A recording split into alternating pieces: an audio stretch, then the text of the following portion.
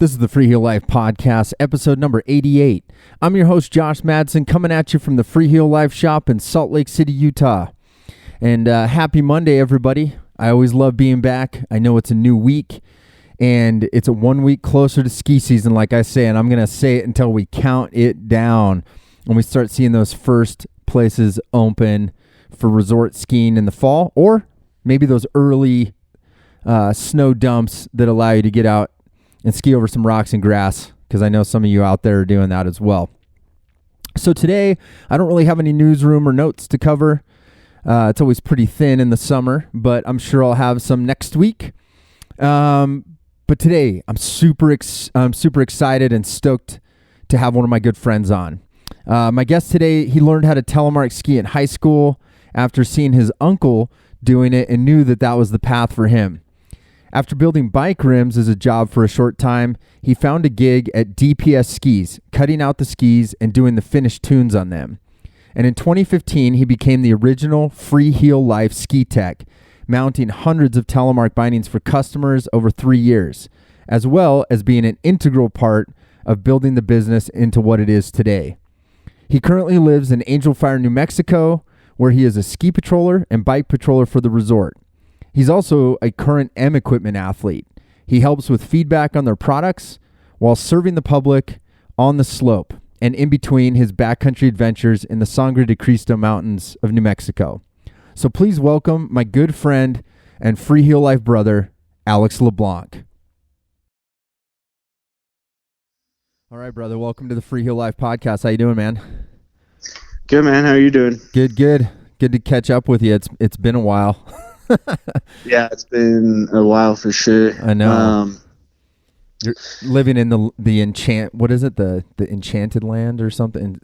Enchanted state? They call it the land of enchantment. Land of enchantment. There you go. It's so mystical down there in old New Mexico. So it is. That's awesome, man. Well, yeah, thanks for doing this. I'm psyched to have you on, and just a good to catch up with you and see what the hell's happening. But yeah, no. So, I'm doing a little intro before this, but I guess I just kind of wanted to go back and kind of reminisce a little bit about. Now that I'm thinking about it, you have been on the podcast because we did it with you, Ashley, and Taylor. I totally spaced that we did that. Right. That's funny. But yeah, I mean, I guess where I was trying to even tell me a little bit like where you grew up. Cause you grew up just north of me up in Kaysville, right? Right. Yeah. So I grew up in Kaysville, Utah, which is about halfway in between Salt Lake and Ogden. Grew up, my family owned a timeshare at Snowbird and learned how to ski there from when I was like 4 years old, and we did that every year. And that's kind of where the first time I saw somebody telemark. Was it Snowbird, huh? Yeah. That's so funny. I thought you were going to say Snow Basin for sure, but I guess maybe that comes into the picture later. So did you grow up skiing Snowbird primarily? Yeah, so that's where I learned how to ski, and that's where we would go skiing because we had the timeshare and we had it for, like a full week, and we'd go up there and I took lessons and whatever, and actually skied until I was 12, 13, or actually no, probably 10 or 11, and then I switched to snowboarding because that was the cool thing to do, and snowboarded for a few years, and that's when I saw my uncle Dan Campbell was a tele skier, and he took us out in the Mineral Basin, and we watched him rip a line on his tellies, and right then I was like, damn, I want to do that one day. That looks super fun. So how old were you? Like 14, something like that? I think older. I was probably 11 or 12. Oh, wow. Okay. Yeah. And so after that, I had actually previously just broken a collarbone snowboarding and had healed by the time we went to Snowbird. and saw Danny rip that line, and I was like, okay, I'm switching over to skiing. So I switched back to alpine skiing because I was like, I got to get better at just alpine skiing before I can tell you. That's the way I thought about it. And alpine skied for a while, and then honestly didn't ski for a couple years in high school, and then got really big back into it when I was about 17 and bought a new alpine setup and all this stuff. And then one day I was like, you know what? I found these G3 Targas for sale for $50 and a pair of BD push boots, and just went for it. God bless the Targa, dude. I think everybody started on something like that. That's hilarious. Yeah, that's funny. And I went into my dad's garage and did a little ghetto mount on some old Nordica skis I had, and we actually went up to Snowbird and I threw them on and started figuring it out. That's rad, dude. So did you say Dan Campbell? That was your uncle? Yeah, Danny Campbell. Was he a snowbird guy, or was he a basing guy too back in the day? So he's always been a basing guy. Him and Paul Wright and those guys all hung around basing.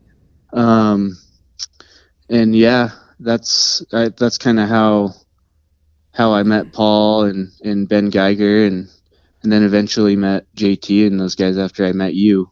Oh, that's crazy. Okay, because I want to say when I've had JT on, we've talked about Paul, because Paul, and it sounds like Danny too.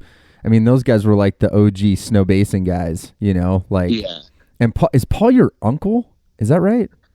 No. Dan was my uncle. Got it. Yeah. Okay. Yep. So there's no like familial relation with Paul other than you guys are tight. No. Okay. I can't ever keep track. I feel like it's Utah, dude. Everyone's related somehow. So I'm never sure. That's funny. All right. Well, so yeah, I mean, you start telling it at the Bird, and then so that's kind of towards the end of high school, and then I'm trying to think when that wasn't that much later that I met you then. I mean, when did you start working at, because you started working at DPS. When was that? I started working at DPS, and this was all after high school. I was probably 18, 19. I think I was 19 when I started at DPS, and that's when, you know, I was like, oh, I like really got back into skiing and started tellying. But yeah, I was 19, and then I think I met you the halfway through the first season Freeheel Life opened, which was 2012, 2013. Yeah, it was like 2014. Yeah. Yeah, 2014. Yeah. Yeah, because that's what you had met Sam Prentice working at DPS. Yeah. I know, because that's what's funny about the DPS thing is like I've met so many of you guys kind of from that little crew that was working at DPS. I mean, Greg, Roman, and then you got Sam, you, Spencer. Spencer. Yeah, what were you doing at did you do a couple things at DPS making skis there? Yeah, so Greg actually got me the job. I was at NV Composites building mountain bike rims, and it was just not working out as far as pay and all that. So I quit that job and hit Greg up, and he's like, yeah, I can get you a job over here. And so I went over there and learned how to tune skis, like fresh new skis. And basically what we did was, as soon as they came out of the press, we took them from there and shaped the ski. Oh, so you were doing like all the bandsaw work and oh yeah, all bandsaw, router, sanding the bases, tuning the bases, tuning the edges, all that stuff. Wow, that's crazy. Was it hard to learn doing that stuff? Or I mean, it seems, and because like, you know, with getting into making skis, it seems like the individual pieces aren't super complicated, but it's like there's a lot of pieces. Right. And honestly, I picked it up pretty quick. just being in that industry and knowing how to use tools. Yeah. The learning curve was like really, because back then, I don't know how they do it now or what they look like when they come out of the press these days over there at DPS, but back then, it was unpredictable. Sometimes they'd be, super base high or a little concave or whatever, and we would hand sand the bases on a belt sander to make them flat. And I would do that all day long with my headphones in, and it's really cool because it's up to you to not, fuck up the ski and get it actually flat. And we wanted our skis like Kesley or Stokely level tunes, Right. Yeah. Yeah. Especially, I guess that's almost going on like 10 years then, isn't it? Probably that you were there. Maybe like if it was around DPS? that. Yeah. It was like what, 2013, somewhere in there. Yeah. So I think they really started pushing skis out when this was in Ogden when I started, and they were pushing quite a bit out, and that was 2012, 2011, 2012. I totally forgot you guys were in Ogden at that point. Yeah. So that's before they moved down to that Salt Lake facility then. Mm-hmm. That's crazy. So you get kind of a taste of that, and then like I said, that's kind of when I met you. Was it you who heard about? Was it Spenny that heard about Freeheel Life? I don't even remember how that all happened. Yeah, I think we saw like a post on Instagram that you were opening up a Telemark shop, and I think Spencer and Mitch and Sam all went down there to meet you and check it out. And I think Mitch bought a pair of boots, some like used Garments or something, and then they were like, dude, you got to go down there and check it out. It's awesome. Josh is super cool. And so I think I came down like a month later or something, or a few weeks, and met you and got to meet Tay and JT one night. I think there was like a little shindig going on. We were drinking beers or whatever, and met those guys, and then talked to you more. And kind of all started right there. Yeah, no, I'm sure at some point, I don't remember the exact conversation, but I mean, there was the dilemma of quality ski mounts in the early days, because like there weren't a whole lot, but I remember I had hired this Alpine kid, and I think you probably remember that, and it didn't go so well, and then I kind of was trying to figure out how to do it, and I think that was it. At some point I was like, yeah, do you want to get a job here? So I always consider you the original Freeheel Life Tech, because I think you brought the level up when you showed up, because you actually had some tool experience and you knew what was going on, and it it's just funny too, because I just remember you're like, I need a ski tech, and I was like, okay, cool, and you're like, but there's all this other stuff we got to do too, and you had a mountain of used parts in the back, and so for a long time I would just come in and help sort those out and all that stuff, and that's always an ongoing project, I'm sure. Oh my God, that's so funny you brought that up, because literally last week Taylor and I were talking about used parts, and it's pretty it's like a important piece, and it still lives on. It's way more organized than it was when you were doing it, because it really was. I think what happened, you kind of came in after that first spring, and I remember Taylor and I remember we had those like weird little plastic bins originally on the wall, like in the tech room. Do you remember that? Oh yeah, I helped set all that up because we had to organize them somehow. Yeah, and we oh no, I found a paper of yours. I know it was your handwriting, because it was like a printout, and it was when Taylor had said, hey, we should like do like a SKU system for all these and like categorize them. And right. I mean, you think before that it literally was like a pile of parts, it was like a graveyard, like, oh, hey, do we have this part? We're like trying to sift through all these buckets of crap, and and now it's obviously moved into like bigger boxes and a little more organized. But I would like to think it's easier now, but it is kind of the God. It's amazing how many parts come through that place, and people are like, "Here, take my screw pile," or which I'm grateful for because you can't find them, but at the same time, yeah, I think that was always the joke. You're like, am I like mounting skis today, or am I like painting a wall, or building a table, or yeah. I think many of the walls have been painted by you. So anyone who comes to the shop and sees Freeheel Life blue, black, or actually you were the first one to put skis on the ceiling too. Come to think of it. Yeah. Yep. I put a bunch of skis on the ceiling, icons on the wall, and a okay paint job. I'm not a painter, but I did my best. That's fine. I still have walls that you did, and I'm like, I told you I'd cut them in, and that was like 2015. So there's don't look too close at the paint job once you start going up the stairs or anything. Oh, that's funny, man. Oh, that's funny to think back. I forgot you were the one that helped put the skis on the ceiling. That was like a whole that was a shit show project too, because you got to like lift them up, and we came up with that like bungee system, that you had to like stretch the bungee and like razor blade the hole in it. It worked great. They're still up there. They're still there. I know. We gotta move them into the next. That's a whole nother funny thing. Is along with the parts, people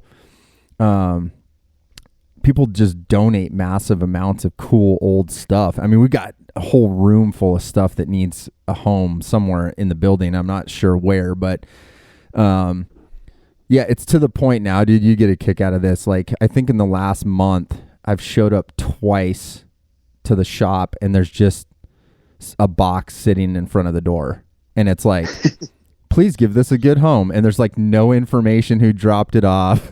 There's just like some sweet pair of leather boots in there, or a weird binding that someone had, and I'm like, oh, cool. So it's kind of cool that people donate it. Oh yeah, for sure. It's like it's a museum as much as it is a full service shop. Yeah, no, for sure. So yeah, no, that's fun. I owe you a lot. You were definitely one of the builders for sure, because there was many a day where it was not mounting skis. Oh yeah. No, it was fun, man. Just building it up and watching it grow still is just awesome. So I'm happy to have been a part of all that. Yeah, no, for sure. You're always a part of it. So we love that. Well, yeah. So I guess that kind of brought us in and then you worked. I think you worked there till I'm trying to think. 2015. Yeah, probably 2018, because it was 15, 16, 16, 17, 18. Yeah, that's crazy. Yeah, you were there at least like 3 years, and then during that time, too, I remember I remember you got hooked up with Pierre over at M Equipment, kind of towards the end of that, wasn't it? Yeah, that was 2016 when he came here to visit you and go to, what is it, that big ski show they did in Salt Lake every year. Oh, the outdoor retailer, yeah. Yep. He came here, and that's when I first met him, and then obviously later in the spring he brought us all out there. So oh yeah, so that was that same year when we went out to France and Switzerland. Yeah, that was awesome. Had you traveled out of the country before that? I had been to like Central America and Canada. That was it. Oh, dude, I forgot about the Canada trip. Yeah, that was sweet. I think we kind of brought that up with when I had Benoit on the podcast.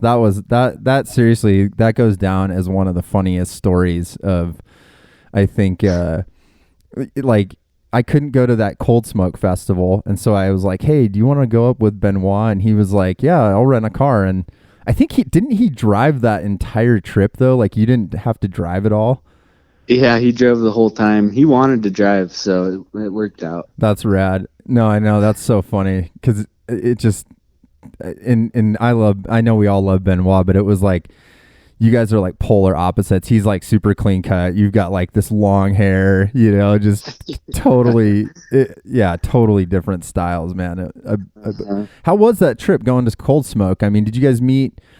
Oh, dude, that trip was so fun. I mean, the first thing we did is we stayed in Helena with Billy was his name. I can't remember his last name. And went and skied Great Divide in Helena there. It's a small resort, kind of cool. And then went up to Nelson and skied at Whitewater at that Cold Smoke Festival. And it was it was like, there was a few tents set up with some demos, stuff like that. I think it snowed the night before even too. And we had a good day. Met some patrollers that tellied and they showed us around, and it was a good time. After that, we went up to Revelstoke, hit Whistler, Baker, Crystal on the way down. It was fun. Yeah, and then you hit. I remember that other small spot. I think I got some tickets for you at Anthony Lakes. Anthony Lakes, dude. Yeah, right on the what is that? Washington, Idaho border, I think. That's Oregon. That's Oregon. Okay, Eastern, Southeast Oregon. Yeah, no, that makes sense. Yeah, how was that one? Because I honestly remember I had never even heard of that place, and I remember you guys saying, "Here's the route we're gonna take," and I'm like, "There's got to be some ski resort somewhere in here," and I think we just like Googled it and found that resort, and then you guys went there, and there was some fresh snow. I even think when you got there, wasn't there? Yeah, there was a few inches of fresh, and it was fun. It was super small, one lift. But I mean, the skiing was great, and it was a cool little vibe. They had a fun little restaurant bar. We just lapped that chairlift and played around in the woods. It was cool. Yeah, that's rad.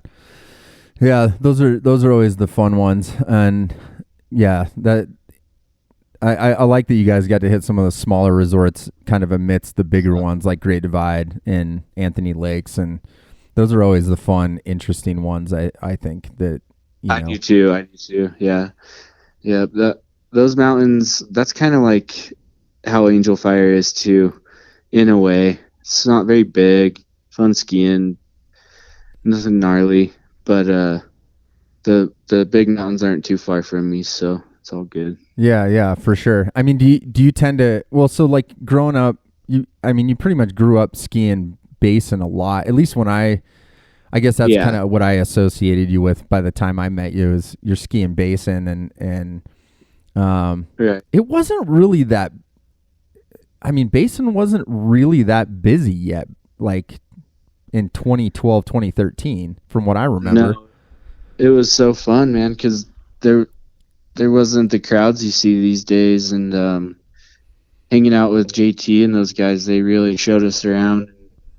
We just would go explore ourselves and get into probably some sketchy situations that I wouldn't do anymore, or I'd do it different. But Snow Basin is definitely my home mountain. I'd say I know it better than any other one, other than Angel Fire, Yeah, that's what's interesting about Basin too, is I feel like back then, and Paul and JT and all those guys that were kind of early, Geiger, all those guys kind of in that early phase of that area. I mean, it was like I always say you got that upper terrain, you got like snowbird quality, maybe not the length of the upper terrain, some of it though. I mean, some of that stuff's big, man, is it Mount Ogden? Is that the one that's inbounds on the one side? Yeah, so I mean, all the way from basically No Name Peak, you go around, you got Mount Ogden, Des Moines, all those other peaks, all the way to the resort boundary. All that stuff's really, really good skiing. And back into the resort, it's not the longest, but if you ski off the backside, you can go all the way down to Ogden, and I mean that's thousands of feet. Yeah, that's the big stuff. But yeah, for technical skiing with rocks and Yeah. big open chutes and stuff. Like that's what always blew me away about there, especially back in that era. It's like Yeah. nobody was hitting it, and you could essentially take like a gondola to where you could traverse out to stuff. Very little boot packing. Yeah. Thank you Olympics for. That's what was so funny is you guys had like the best bathrooms too. Like it was like gold plated bathrooms and marble. Mm-hmm. And then nobody was there, and you could access all this crazy terrain from there. So that's cool. Well, yeah. So, and I guess I know we're kind of jumping around, but kind of going back to going to Europe after that. After you met Pierre, yeah, we went to Europe, man. And we've talked a little bit about that trip, but man, that was seriously one of the coolest trips going to Teen with you guys, and you've been back too. I mean, like, I don't know, like how do you feel like that skiing in France compared to being at home, I guess. I don't know, like anything stand out, the European stuff? Oh yeah, it's massive. It's huge. And it's all lift access if you want it to be, There's really no limit as to how gnarly you can get out there in the Alps. The snow's usually, every time I've skied there, the snow's been good. And unless you can't see if you're socked in or whatever. Yeah. Because there's no trees. So once that happens, it's kind of, you can't really do much. So, but if the sun's out and you can see, it's amazing. Yeah. Like that, when we got to Teen that first time, I mean, when we pulled in, we could see, was it Les Touffes? Was that what it was? I don't get it. The Touffes. The Touffes. All the shoots. Just right there.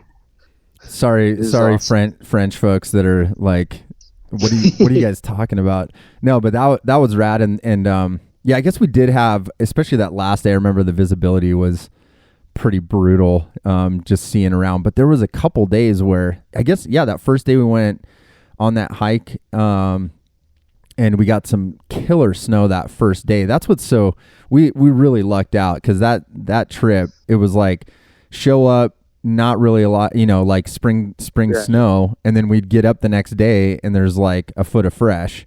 And and I think that first day was pretty bluebird from what I remember, and we got out. It was amazing. Yeah. That very first ski day was just like, all right, this is sick. Yeah. And, yeah. Now, what was your impression of Black Shoes, like, as a whole? And for people that are listening that maybe haven't caught any other episodes about this, Black Shoes is a festival that's been going on for, I think this trip, wasn't it like the 30th anniversary, I think? It was the 25th. 25th, okay. Yep. Yeah. So, explain a little bit about your experience at Black Shoes the first time. So I knew that I was going to a Telemark festival called Black Shoes, and that it was supposed to be really fun, lots of Telemark skiers and stuff, and really didn't have tons of expectations. I was just stoked to be going.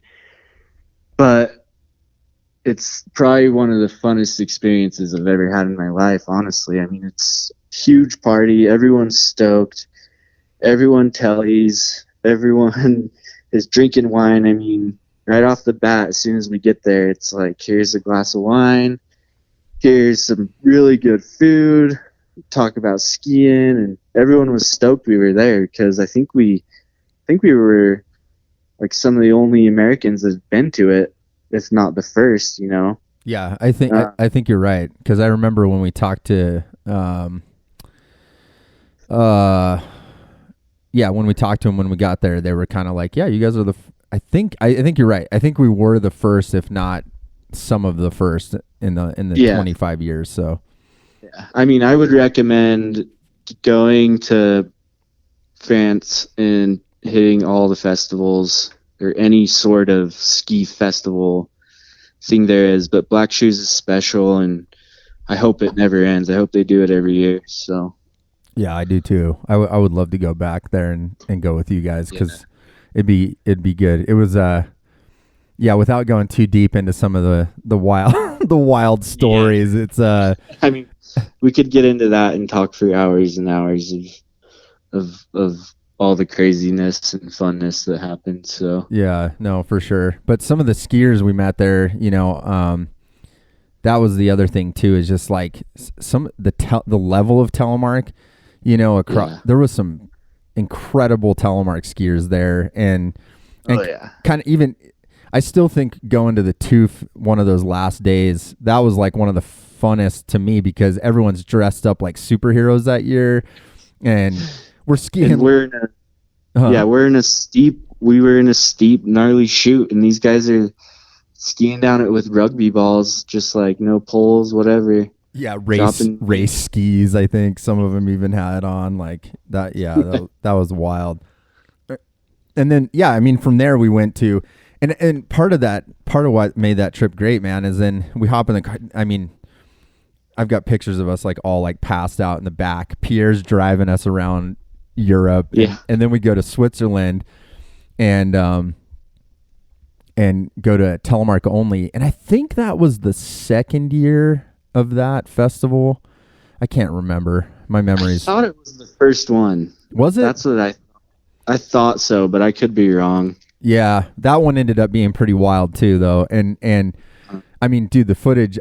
We're still posting stuff from that because that literally that first day. Remember, well, first off, for people that are listening, like Telemark only, it's exactly what it sounds like.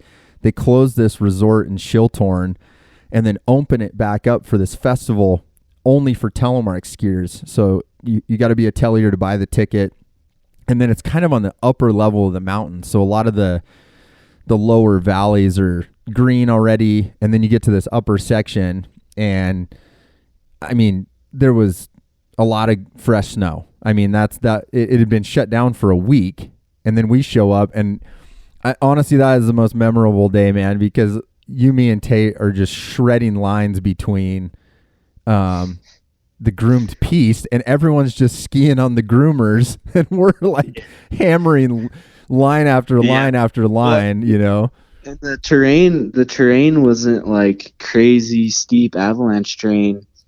It was kind of like, a good slope angle, nothing too steep, with nice rocks and stuff in it. So it was super fun. The snow was super light.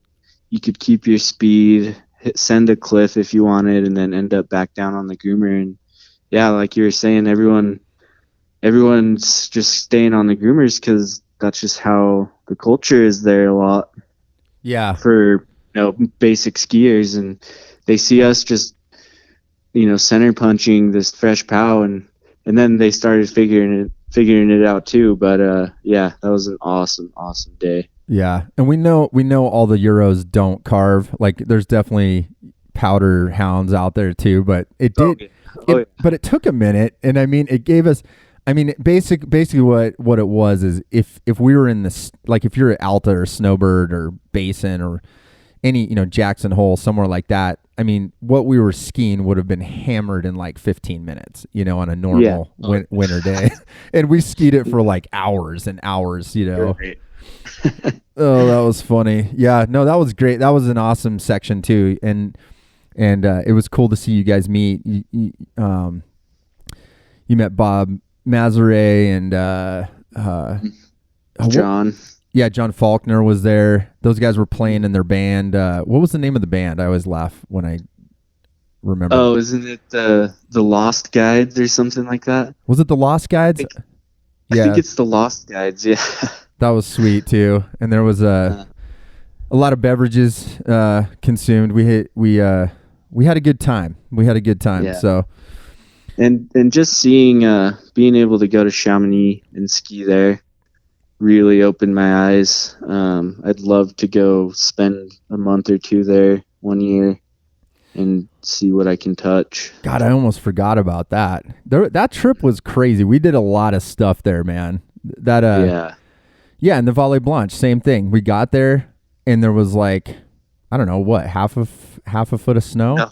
There was easily 12 inches of snow, and it was really good in the morning, but it set up really quick too because it was spring for sure. Yeah, but that Man, yeah. No, that place was wild. And I remember, yeah, we show up and they're like, yeah, we're going to go do the Volley Blanche. And you, me, and Tay are like walking around the village trying to find like a harness of, like we had to go get all this mountaineering equipment that we didn't have with us. And yeah, that was kind of wild. That was pretty sweet though. And just walking down from the gondola down the Guy du Midi and down to where we started. I mean, yeah, it's unreal. Like if you haven't, like Alex is saying, I think if you haven't gone to Chamonix, it's like, I don't even know how to explain it with something I've skied here. It's like a whole nother level of I mean, even just walking down to where you can ski is technical, so some of the stuff there is just mind blowing. Mm-hmm. Oh, well, good. Yeah, man, those were some fun trips, dude. And yeah, I guess since then, I mean, like we got, like I said, you worked at the shop for like 3 years and then you ended up moving down to Angel Fire, New Mexico. And tell me a little bit about that. I've been through Taos. I haven't skied there. Explain about it a little bit. Where I'm at is, I'm at what I like to call the start of the Rocky Mountains in what they call the Sangre de Cristo Range. And Angel Fire is in a valley called the Moreno Valley. And the Moreno Valley, there's a road that goes from Taos through Angel Fire, through Red River, where there's another small ski area, and then back around through Taos. And that's the Enchanted Circle. And in between all that, in the middle, is the big Wheeler Peak, which is the tallest peak in New Mexico, and where Taos Ski Valley is. So really, I mean, I have Angel Fire, which is 5-8 minute drive from my house where I work and everything. And then when we go ski backcountry, we drive 45 minutes to an hour over to the Ski Valley and get up into the really big stuff. But the snow here is amazing. We don't get the amount of snow they get in Utah or Colorado most years, but sometimes we get a ton of snow. You can guarantee there's going to be skiing every winter for sure. It's a cool place to live. Not a lot of people. Yeah, it's beautiful up here. I mean, I live at 8,500 feet and just enjoy life, I guess you'd say. Lots of mountain biking. Yeah. Yeah. No, and that's, like I said, I've only been through Taos and Santa Fe kind of in the fall time, and the mountains are a lot bigger than you think they would be. Well, I shouldn't say that. I guess if somebody knows their geography, they're probably like, of course there's big mountains there, dude. But like, yeah. I was pretty blown away. I mean, they're like full on, like Taos, like, I mean, it's a mountain town, and, and that's what always strikes me when I see you post photos at Angel Fire is like, it doesn't look like there's people, dude. Like, you're like posting a photo on like a resort day and it's just like, not to blow your cover down there or anything, but it's like, it doesn't look like you're having a fight for turns, Well, definitely not. So Angel Fire is definitely, like I mentioned earlier, it is, I call it a bunny hill. I mean, it's 2,000 vert of skiing and like pretty good acreage, but it's not anything gnarly. It's just fun. Like if we get a good 6-8 inches, I'll ski powder for 5 days. Wow. Yeah. Is it kind of like Powder Mountain, kind of that vibe? Like not a lot of vert, but it's just super flowy. Like you don't want 2 feet of snow, but you want, like you said, like 8 to 12. You're good. Right. 6 to 8 inches is perfect here. Yep. And yeah, it's a lot like that. You can get too much snow and it's really hard to ski a lot of it. Yeah. But it's just fun. And the people that come to ski here are mainly from Texas and they don't know how to ski powder, so they don't ski it. So, perfect. Yeah. And then on top of that, being on patrol, it's like when it does snow, it's like go ski it and go check it out. So I mean, I'm definitely not short on the powder and the big backcountry stuff when it's safe. So Yeah, and so and you mentioned you're on patrol. Did you started that when you went down there though, right? Like you hadn't done that in Utah prior to that, right? right. So when we first moved here, we moved here in August, and they were doing an OEC course. So I was like, yeah, I'm gonna do patrol and all that, and started doing OEC. What's OEC? Working. What's OEC? OEC is the NSP's version of an EMT. It's very basic. It's not quite an EMT, but that's what they require to be a ski patroller. Gotcha. Yeah, and it stands for Outdoor Emergency Care is what it's called. But yeah, I was doing that, but patrol didn't start until end of November, so I needed to start working and I was the ski tech at one of the shops here the first winter because they could give me a job right away. So I committed to them and got my OEC and whatever. And then last summer started with bike patrol stuff. And that's kind of where patrol all started for me. So now you're full-time year-round ski patrol and bike patrol. Yeah. Wow, that's rad. Yeah, and I was talking to you before we hopped on. I found out you're the head honcho of the bike patrol now, so that's got to be cool. Congratulations. Thank you. Yeah, it's a lot of work. But I got a really good crew, and everyone that works on the mountain, makes the mountain open every day. So yeah, well, and so in the summer, you said like wintertime, you get a lot of Texans coming up. I guess is that drivable are they flying into Albuquerque and coming up or how? They drive about 10 hours. I mean, woo. A lot of them come from Austin and Dallas, Houston, Amarillo, all over Texas, because this is the closest like big mountains to them. Right. Wow, that's crazy. Yeah. So in the summertime, are there other activities people are coming up there? Like I guess I don't really know. Are there a bunch of hotels and stuff in Angel Fire, or is it pretty limited? No. Right. No, so the resort has a lodge, and then so Angel Fire is people move here to buy real estate to be members of the resort. And if you're a member, you get free skiing, free golf, all this stuff, right? And so there's a saying here, and it's there's more houses here than there is people, because all these people will buy all these people will buy like a cabin, and then they come once a year, and then you have your 12 to 1,500 year-round residents. Wow. Yeah. So it's like good. It's like, yeah, that's good. Like good. Like a decent sized like local crew, but it's small, and the majority of people visiting there are not from there. Yeah. I mean, it's if you're the type of person that you got to have stuff to do in town, stuff like that all the time, this is not the place. I mean, there's a couple local dive bars and a couple restaurants. But really, the reason to live here would be to get outside, go ride bikes, ski, golf, hike around, stuff like that, go fishing. Yeah, that sounds amazing. 8,500 feet too. I mean, your temperatures in the summer must be money. Like it's probably perfect. It's been about 70 every day, and it rains every afternoon.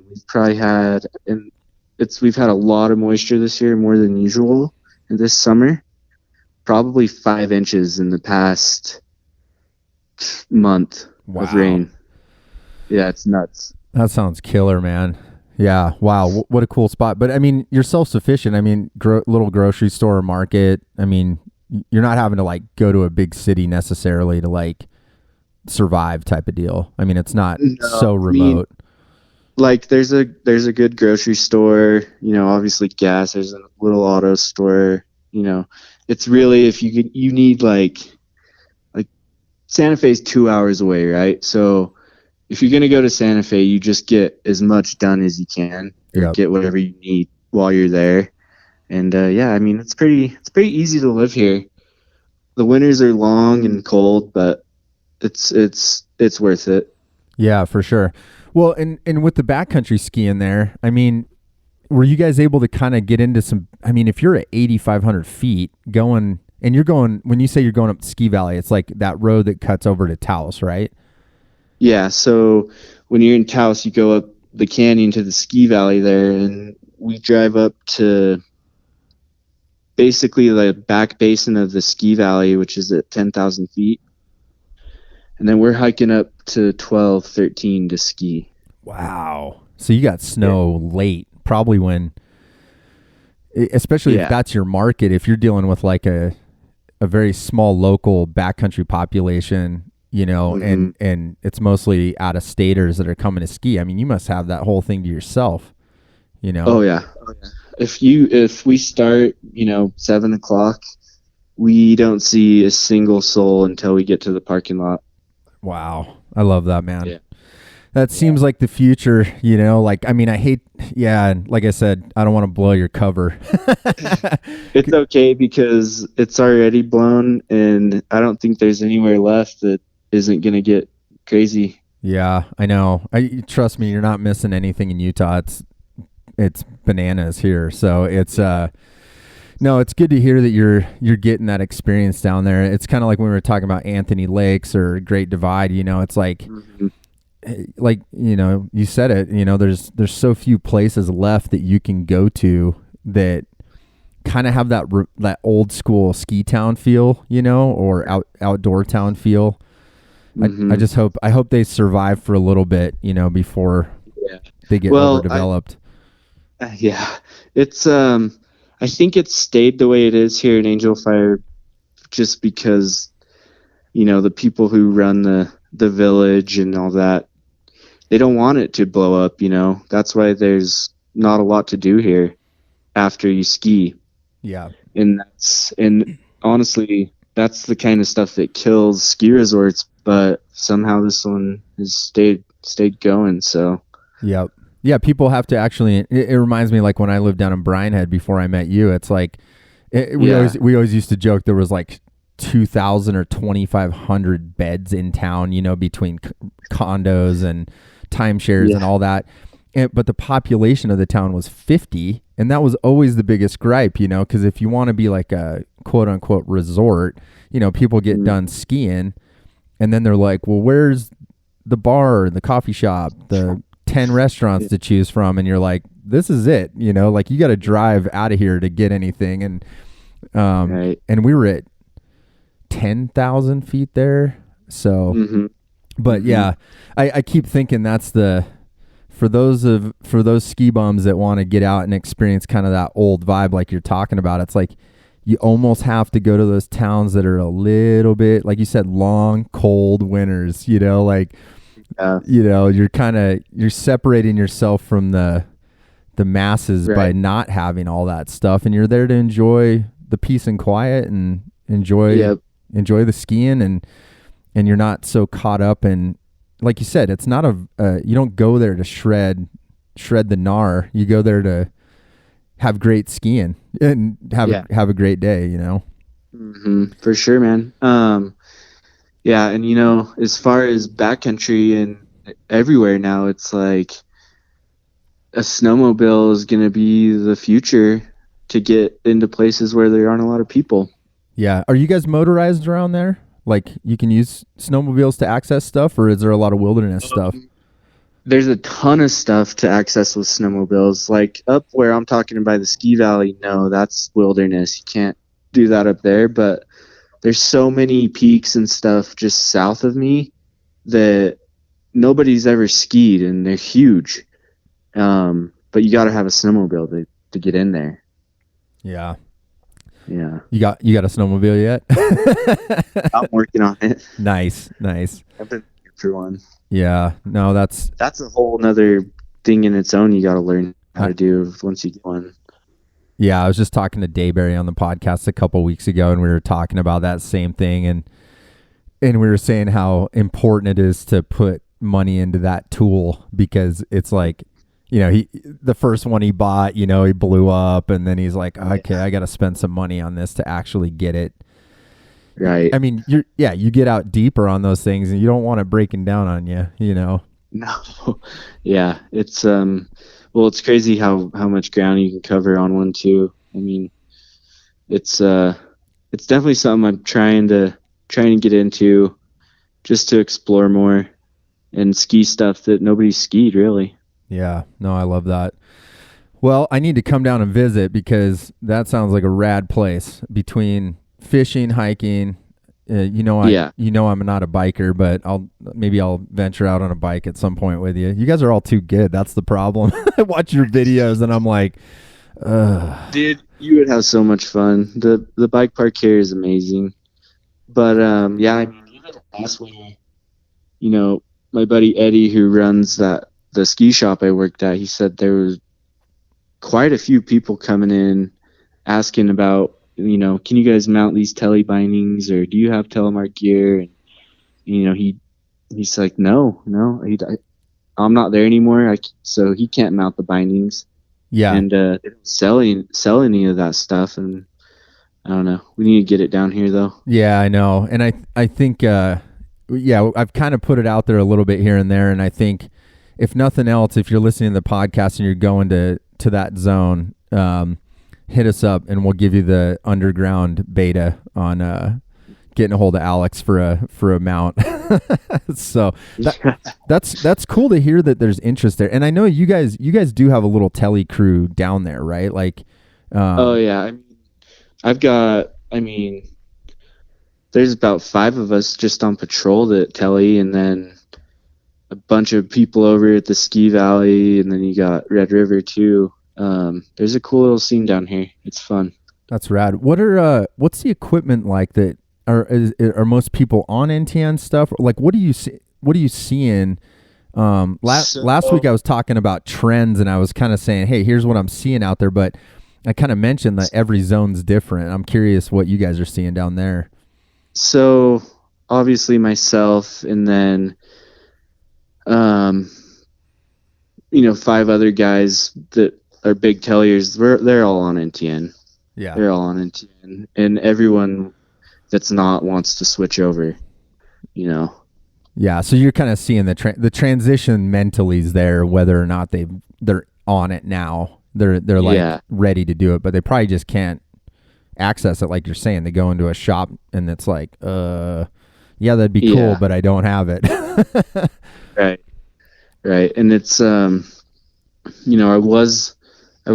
think I was the only person on Majos for a while, but then my buddy Jonah, he's been on them, and then Telemann, he bought a pair of 3.0s and he loves them. It's a good binding. Lots of people on Outlaws. Just yeah. Couple pair of links I've seen, but it's cool. It's just I didn't even know there was going to be any tele skiers down here. I knew that Telemann, Alex Limkin, he was down here, but that was the only one. And then I moved here, and it turns out the patrol director at Angel Fire, he's a big time Telemark skier. He's from Romania, Transylvania. No way. Yeah, he's an awesome dude. Great tele skier. We have a lot of fun. Oh, that's rad. His name is Hawk Frenzy. Super rad dude. Skied a lot of stuff, but, being from Europe and all that. Yeah. Well, that's cool. That's a good glimpse into that zone. That gets me stoked. And yeah, and I think it's cool to hear that you're on patrol and you're using Majo, and you're like it's a good binding. And that's the thing, is you ski hard, and I think you were around the shop when it first came out, essentially. So I think that it's been cool to watch the evolution of Right. of how it can be used. Because I remember we were all like, I don't know, like 2 pins holding your toe in. I don't know if it's gonna work, And you guys. Well, and what's cool too is when we went to France, me and you took Majos and we skied the shit out of them, and they were great. Yep. Yeah, totally. I forgot about that. Yeah, Tay took his powder boards, and we were like, "What are you doing taking these fat skis?" And then it just dumped. Yeah. Oh, that's funny. Right on, man. Well, I love it, man. It's been good catching up, and yeah, I'm psyched to you're going to be on patrol again this year. I mean, that's the gig now here on out, right? Yeah, depending on what they offer me, that's the plan. I've been thinking about maybe just taking this winter off, kind of just skiing and doing a little traveling, but I probably will end up patrolling. So we'll see. But that's the gig. And then summers, bike patrol's awesome. It's a ton of fun, and yeah, good times. I love that, man. No, well, hopefully we can catch up soon, either when you're back up here visiting or definitely try to get down and get some turns in with you, man. I'd love to. That zone sounds amazing. So I would love to see it.